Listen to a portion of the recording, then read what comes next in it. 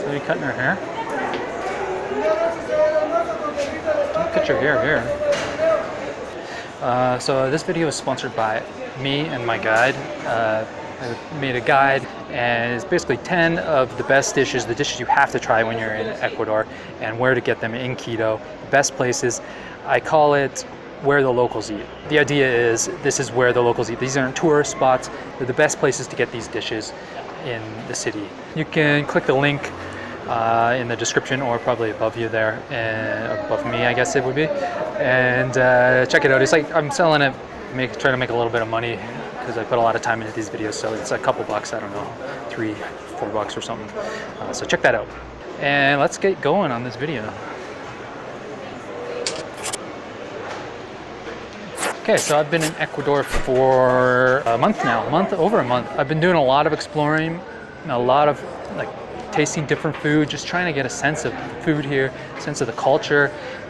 You know, it's a little intimidating going to a new country, and we basically have to figure out how to buy groceries, how to take the public transit, how to get around, how to do everything. So that's what I've been up to for the past month, and also sitting around and enjoying the amazing view we have. We moved into this place on the hill. It's kind of in between Quito and Cumbaya. Cumbaya is like in the valley beside Quito. It's kind of like a subdivision. So we've got this place there that overlooks the valley, and it's just beautiful. I've just been sitting out on our terrace and just watching the clouds roll in, because we're up at 2,500 meters. So we're like up in the clouds almost. And there's mountains around us. You can see Cotopaxi, one of the largest active volcanoes in the world. You can see it from our terrace, and it's just stunning when the sun's out and there's no clouds around it. It's just beautiful. Yeah, and just kind of watching the weather change. It's been really dry. The first time it rained since I've been here was yesterday, and it's like the first time it's rained in months, I'm sure, because everything's been really dry and everybody's kind of waiting for the wet season to happen. It's a little late. It's like about 2 weeks late this year. Global warming is real. And so let's go in here. Let's go in this market here. So this is Quito market, Quito Mercado. It's one of the bigger markets, I would say, in Quito. It's one of my favorite spots in Quito overall. It's just packed with fruits and vegetables. Everything's in pretty good shape. It's nice and bright. There's lots of windows, and I'd say out of the 5 or so markets I've been to, it's kind of my favorite. It's the best, cleanest, the biggest variety, I'd say. Let's just quickly touch on food in Ecuador, what I've learned, and just the basics. First of all, the food really depends on where you are in the country. The various climates, the various altitudes, the various soil conditions, the coast, the mountains, the Amazon. Because Ecuador has all those things, you get such a huge variety of vegetables and fruit. You can see all the different just piles of fruit and vegetables here, like literally like piles of it. Potatoes. 1, 2, 3, 4, 5, 6, 7, 8. I don't know, like 8 different types of potatoes here. Let's see if this lady knows. Hola. ¿Cuánto variedades? ¿Variedades? ¿Cuánto variedades papa? Esta 40 la libra. So yeah, there's just like so many different varieties of potatoes. There's some bananas. I mean, that's different than that, and it's different than that. This is a double, nice. Twinsies. I don't know how many different varieties there are, but I'm planning to get into all that eventually. That's a future video. And of course, then we can go into meats. We got tons of fish, seafood. These are eggs. Don't confuse eggs and shellfish. Oh yeah, we got chocolate. This is chocolate. They grow a lot of chocolate in Ecuador. They grow a lot of coffee. Bananas is like their main thing, but you can see all the fresh seafood here. Tons of options, and we haven't even got to the meat. Obviously, they got chicken, and nice, beautiful chickens too, like meaty, good quality meat. We got beef, we got pork, and even guinea pig. I know that's something that people are gonna be anxious to see a video about, and I will get to that as well. Actually, I've got a little bit of shopping to do. Hey Google, show me my shopping list. I got Google taking orders from me now. You have 11 things on that list. Flip-flops. Tres pepitos? Sí. Let's get some food in my belly. For the first dish of the series, I decided I'm going to go with hornado. Hornado is actually the first dish I tried in Quito in Ecuador. Actually, the tourism board or somebody, they dubbed it like the quintessential Ecuadorian dish. So let's go find a plate of that delicious pork. This is the hornado section of the market. You can see all these places. Not all of them, that one's not. This one, they're all doing hornado. Look at this pork. Oh no, thank you. Look at this giant slab of pork side here. The meat looks amazing. Not hornado, but this definitely is. Look at that, they're cooking up some llapingachos, frying up potato infused with cheese, basically crisping up the bottom. Look at the bubbles on that. That looks amazing. Good morning. Tons of options. Now I can walk it and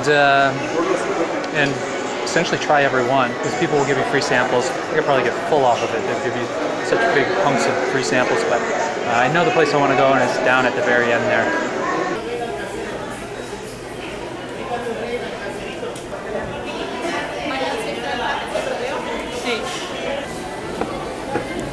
Gracias.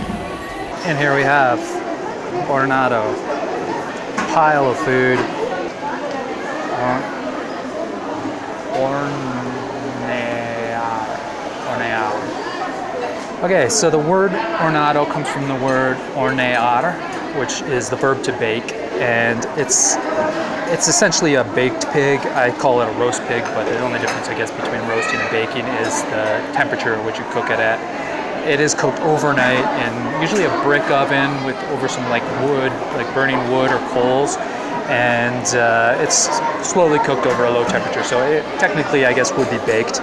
You can see all that skin there. That's the skin of the pig. These people will cook a whole pig every single night and just sell it until it's gone.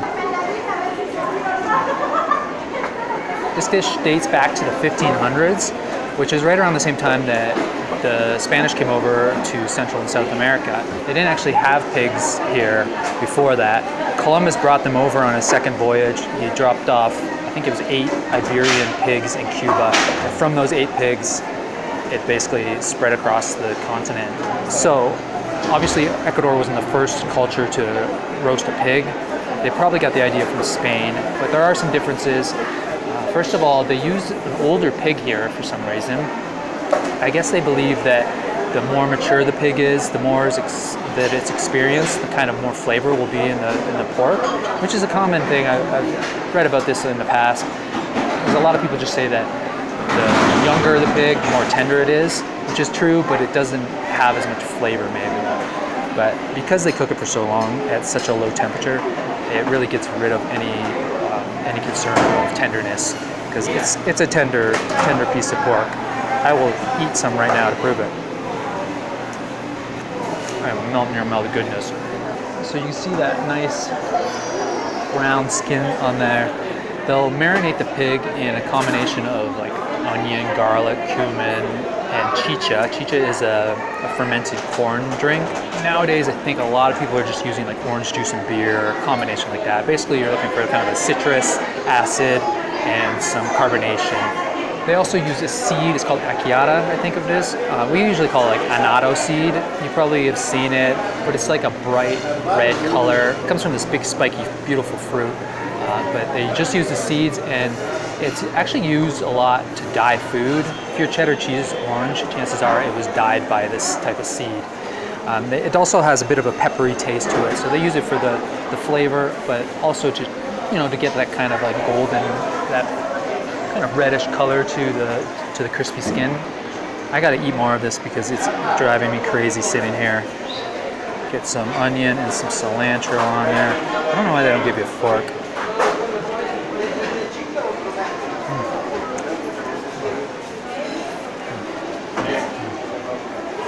It's really good. The sauce is like really tangy and sweet, and it just goes really well with pork. You know, like pork and applesauce, pork, and some people eat it with like a jam or a cranberry or something.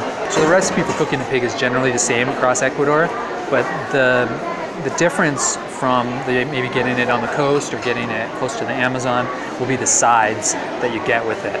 So let's break down the sides real quick here so I can eat this stupid thing. First of all, we got llapingachos. Llapingachos are mashed potato, essentially. Potato mashed up with some cheese in it and grilled. And so it's like crispy on top here. And it's like a little potato pancakey thing, like a mashed potato that's been fried. That's really good stuff. There's a cheesy, rich cheesiness to it.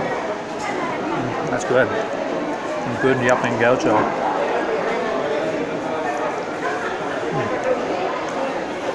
That's awesome. That's very common with hornado in the Quito area. Next up, we got a little salad here. This is just essentially lettuce with some vinegar dressing. We have some avocado. Delicious, delicious avocado. It's perfect. Avocado is a huge thing here. I probably average like a half an avocado a day. They're just so delicious, they're cheap. I think they're good for you. I don't know. Superfood, right?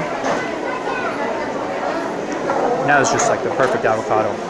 Maybe the best piece of avocado I've ever eaten, honestly. I got a friend here. Hola. See? Say, buenos dias. Oh, I like your shirt. I am Groot.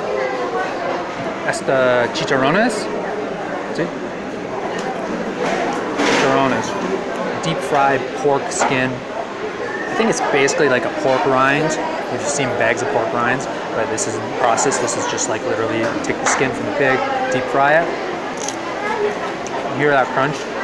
Oh my god. It's like pork fat combined with potato chips almost.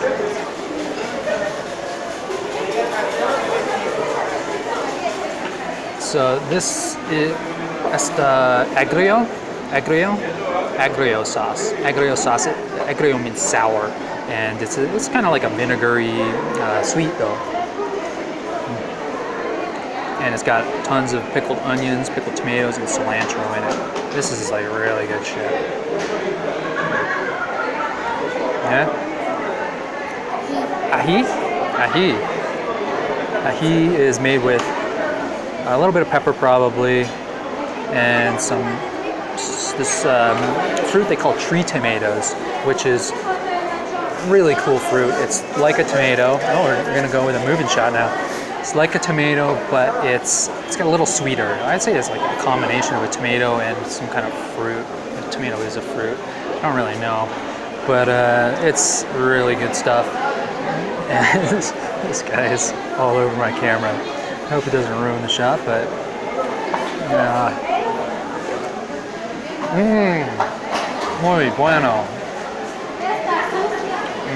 So tender, so delicious. And with that sauce, it's really special. Ají is like got a nice like spiciness to it, but like more than just spiciness. It's not like one of those like Tabasco-y sauces. It's like it's got almost like a creamy spicy to it. Does that make any sense? Really bright flavors. It's good stuff.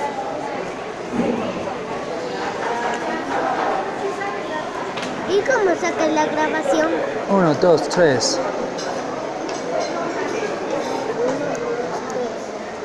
Yay!